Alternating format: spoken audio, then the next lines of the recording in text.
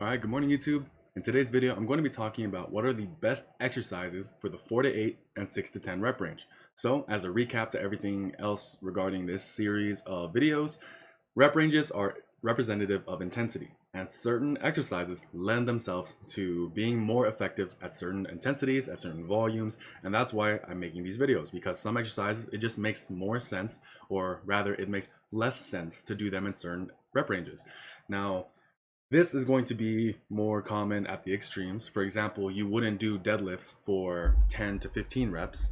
You wouldn't do curls for 1 to 3 reps. So part of it comes down to the difference between compound and isolation movements. However, there are some compounds that actually do benefit from having more volume, having a more volumizing approach, and that's kind of why I make these videos. Another thing that is really important to always recap and really go over as much as possible to make sure people really understand, it's that there's no such thing as a true hypertrophy range. Hypertrophy occurs in a spectrum, but sets of 1 and sets of 30 can all build muscle. Do they build the same amount of muscle? It's debatable. But the big issue is this. As human beings, our number one constraint is going to be time. So time is the one thing we are all bound by. It is the one thing that we always have to take into consideration when we ask something like, what is best for building muscle? What is best to increase my bench press? What is best to do this?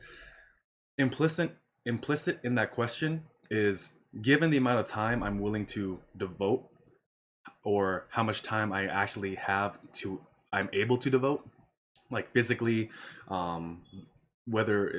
physically or your own volition, that is what's going to be the limiting factor, and that's going to be the constraint that you need to take into consideration when I try to identify what is best.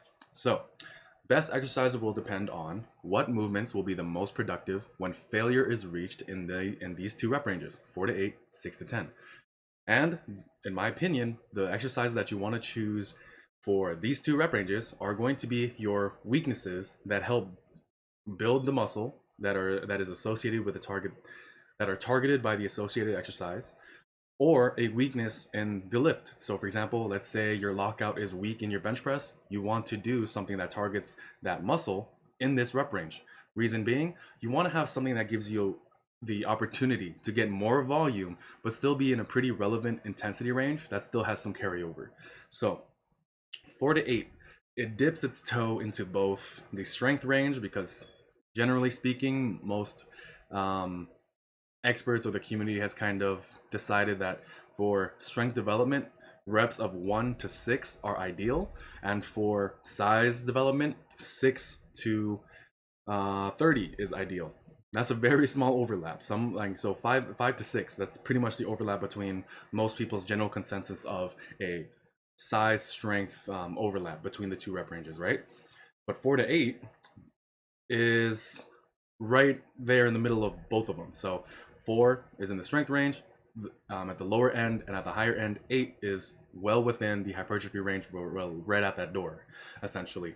So why does this matter, and why is this important to note? It's quite simple. When you do your progression, when you do something like an evolving rep range, a rep goal system, something to that extent, or let's say you do an AMRAP set after doing your main work. So let's say you're doing 4 sets of 4, and then on your last set you get 6 reps. That's still very effective, and you're still training within the 4 to 8 rep range. So with these kinds of exercises, you're reaching failure at that specific point. Now what about 6 to 10? With the 6 to 10 rep range, this is a rep range where 10 reps is, in my opinion, the uppermost limit of carryover to your 1 rep max, or even like your 3 or 5 rep max. After 10 reps, it starts to have diminishing carryover. Does working in the upper rep ranges help develop your 1 rep max? Yes, but there's a lot more distance between the two, figuratively, literally, whatever, right? Reason being, while those rep ranges build more muscle and that increases your strength potential, you actually have to do dedicated strength work to maximize that potential, to get actual carryover from it. And that in and of itself is not the same as, let's say you do 5 to 6 reps, or you do 10 reps even, where there's a clear carryover, where if your 10 rep max goes up, your 1 rep max goes up, your 20 rep max goes up.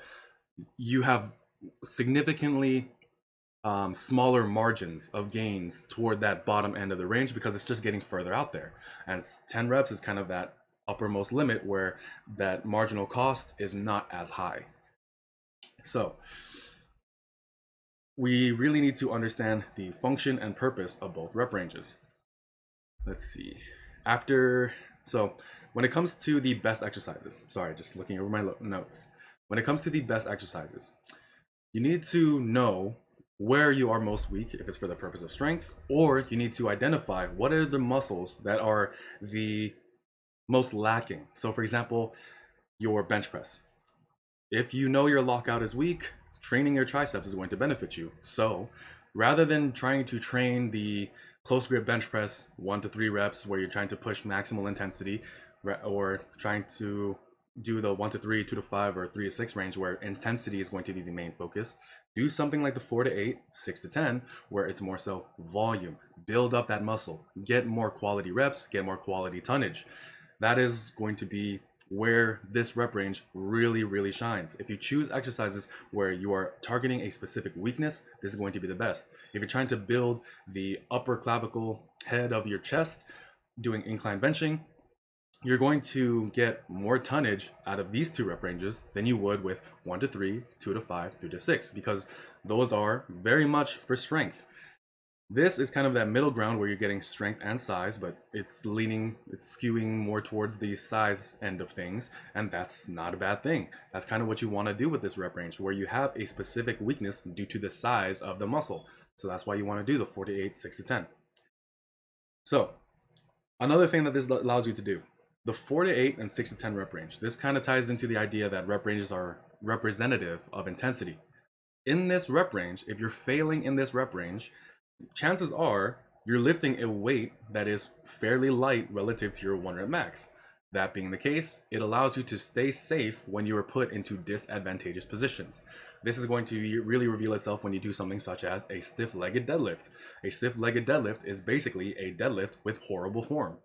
You keep your back straight, but you're not bringing your body into the bar. The weight is kind of out in front of you, but you're able to stretch out the hamstring a bit more, get more glute activation, more spinal erector activation, and it has great carryover to the deadlift. But is this an exercise you want to load in the 1 to 3, 2 to 5, 3 to 6 rep range? No. And if you load it lightly, but only train it for 1 to 3, 2 to 5, or 3 to 6 reps, you're leaving so much into the tank that the amount of gains you get from it, while effective, it is by no means efficient, which is why I put it into the 4 to 8 rep range. So let's go through each exercise now that we kind of got all that out of the way. For the bench press, I already touched on the incline.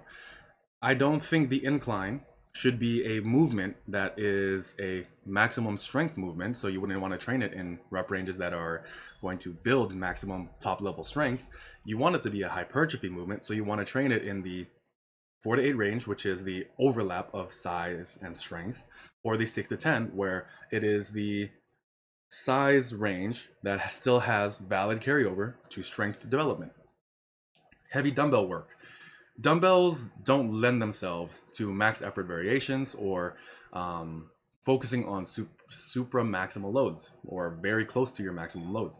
You want to use dumbbells to stress the muscle in a way that is not too fatiguing on the body, where you're able to get more out of less weight, but it still can be relatively heavy. So if you're doing like 100-pound dumbbells, that if you do them for 1 to 3 or 2 to 5 reps, you're kind of just kidding yourself. Just lighten the weight a bit. Do the rep range of 4 to 8, 6 to 10, and build up within those rep ranges, like doing more sets, getting to the point where you can do 8, 6, 6, 4, or 8, 8, 6, 6, or something of that extent, or 6 to 10, same thing, and build up the muscle with that. Machines, this is another one. So if you are using like hammer strength machines where it's basically like plate loaded, you don't want to do that as a max effort movement. You don't want to even do that for a strength development exercise because it's a machine. Strength development exercises should, in my opinion, lean toward the free weight compound exercise way of things, so barbell training. So what is the value of machines then? They can be loaded heavy, they can be loaded heavily and safely, and they can be used for progression. So, in my opinion, they fit best in the 4 to 8, 6 to 10 rep range. Now let's go over the squat. The front squat. You can make the front squat a max effort variation, but I don't necessarily think it actually belongs there, because the benefits of this front squat are going to be quad strength, core strength, and upper back strength. And, or rather, core, quad, and upper back development.